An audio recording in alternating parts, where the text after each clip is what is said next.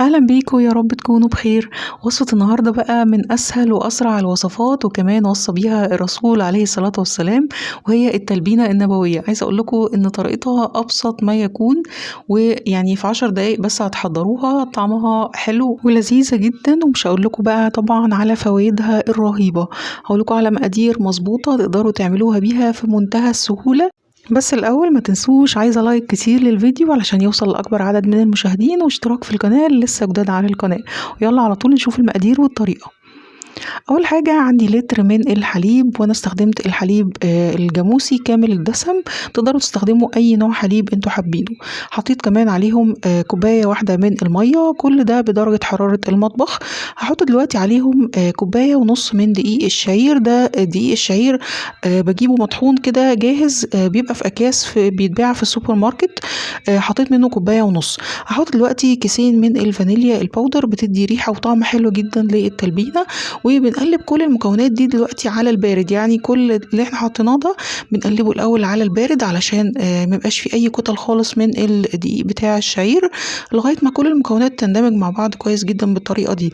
دلوقتي بقى هرفع المكونات على النار، او هرفع الحله على النار، والنار هتكون متوسطه، وهقلب باستمرار زي اكننا بنعمل مهلبيه كده بالظبط.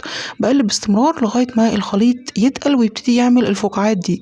بعد ما بيعمل الفقاعات دي ببتدي اهدي النار خالص واخليه حوالي دقيقة، وبرضو بستمر في التقليب علشان طعم الدقيق او محسش بطعم الدقيق بتاع الشعير ني، علشان يستوي معانا ويبقى طعمها حلو.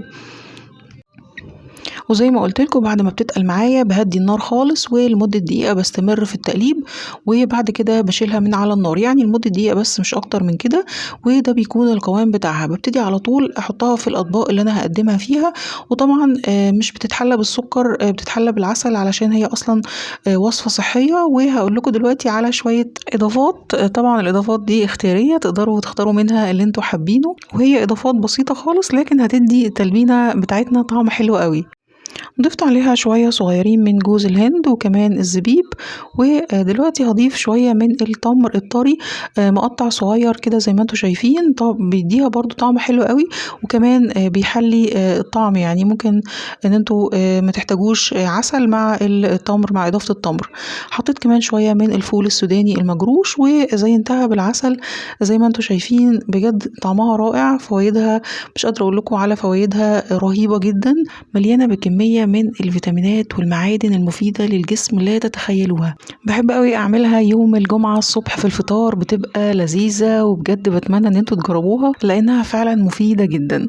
شايفين ازاي قوامها كريمي؟ طبعا ممكن تتاكل سخنة وممكن تتاكل بعد ما تبرد، الاتنين بصراحة طعمهم حلو. بتمنى تعملوا لايك كتير للفيديو علشان يوصل لأكبر عدد من المشاهدين. واللي لسه جداد على القناة اشتركوا دلوقتي على طول في القناة، وفعلوا الجرس على الكل علشان توصل لكم اشعارات بكل الوصفات الجديدة. اشوفكم على خير في فيديو جديد ان شاء الله. بحبكم جدا، باي باي.